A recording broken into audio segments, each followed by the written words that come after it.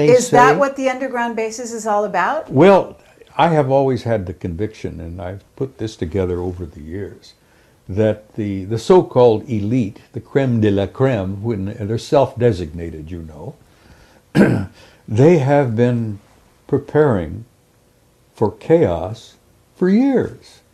It initially was initiated by the thermonuclear threat with the Soviets. Underground, you know, fallout shelters where we could go. We have our own air conditioning. We can have our own food supplies and our own water supplies.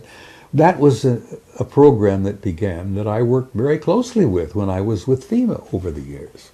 I've been in underground facilities you wouldn't believe. Mm-hmm. And there are facilities everywhere that are not known. I mean, there's a big facility right under Fort Huachuca here in Arizona. I mean, a massive one. Never come out. It'll build up slowly, and it's already subtly begun. And they don't want to talk about it. No one wants to share it. I mean, look, for God's sake, what the lid they've kept on the reality of ET activity on the moon and Mars. You know, when Ike met that crowd at Muroc, which is now Edwards, right, in '54, he met the Anunnaki. Mm. Poor Ike, not long after that, had a heart attack. Mm. It was more than he was able to deal with. The shock of that reality took a toll on him. Hmm. And that's one of the reasons why the Brookings report reached the conclusion it did. You can't tell those poor folks out there all this. They couldn't handle it.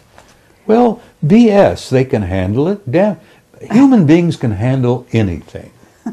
I mean, I have to agree with you. We've gone through hell over the centuries. If we could handle Attila the Hun and Adolf Hitler, we can handle anything. We've been designed to handle anything. We haven't been designed to live very long. But then again, there's another story there. Right. Where did you think that this tremendous outpouring of knowledge on the double helix, our RNA, our DNA, and all of that has been coming forth? Is there some connection with the fact that maybe we now have a relationship with the guys who originally designed us in the first place? Sure. Of course we have. We're now in the process of redesigning and engineering our own DNA.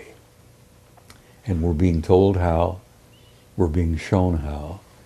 And thank God they're sharing it with us now, because the first time poor old Adama and Iwa wanted the knowledge, they threw him out of the garden, as it were, you know.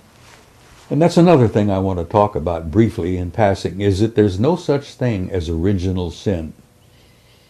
And that's a crock of manure that's been forced down your throats for thousands of years. There's no such thing as original sin. The human race never fell, it was pushed. And this species that you and I are a part of, this beautiful, wonderful, hopefully incredible race of humans, does have a future, and it is in the stars. Mm-hmm. And we are going out there to reclaim our rightful place, where we should have been in the first place.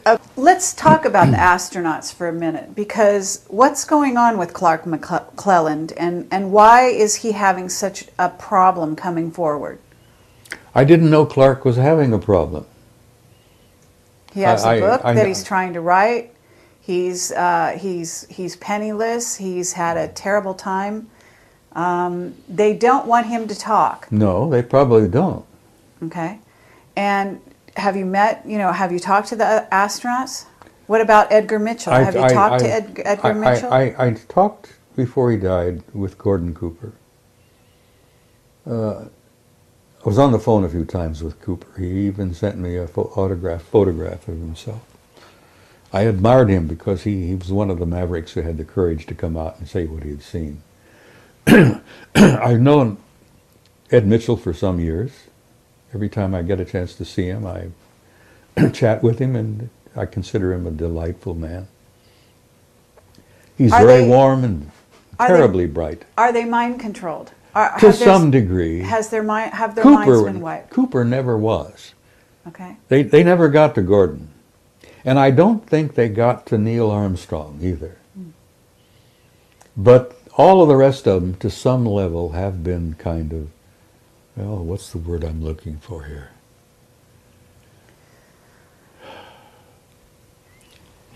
They have been conditioned not to speak. And in some cases, they may have been hypnotically affected to not remember.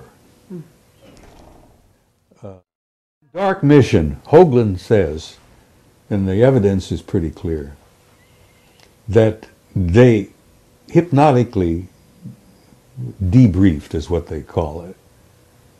But supposedly they were hypnotized to help them enhance their memory and to recall, and apparently some of them had been hypnotically advised not to remember certain things.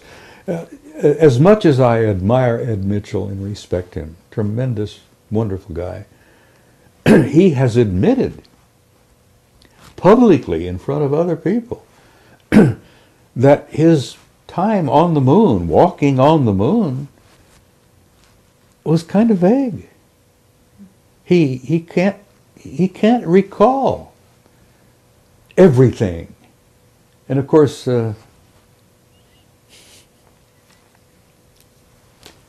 that's sad. And then you have a case of Aldrin. Now, Aldrin has had experiences where he has been with friends, and the subject would come up, and Buzz would start to cry, or he would get nauseated. One time, and Hoagland touches upon this, I think, in chapter 10 in the book, where Aldrin was in conversation with a few people and with his wife, having a few drinks, and just kind of relaxed. And somebody asked him a blunt, straight to the point question. And he had to run out and throw up. He got sick. Now this to me is a result, and I've studied it enough over the years to know that that sounds to me like hypnotic suggestion. Mm-hmm. He has been hypnotically conditioned not to remember or to not even discuss it. And if he gets nauseated, and in the one instance with a bunch of old friends, old flyboy types, he ended up starting to cry. Now this breaks my heart because Aldrin is a good man. He was one of our better men to be selected for that program. Mm-hmm. You know the story, and this is common knowledge. They got back from Apollo 11. They put Aldrin in a sanitarium for about 6 weeks. He was suffering from alcoholism. Do you believe that? Do you believe one of our best and bravest, one of the finest, who in the Apollo program suffered from alcoholism? Nonsense. You know, that apparently it was the programming to be reinforced.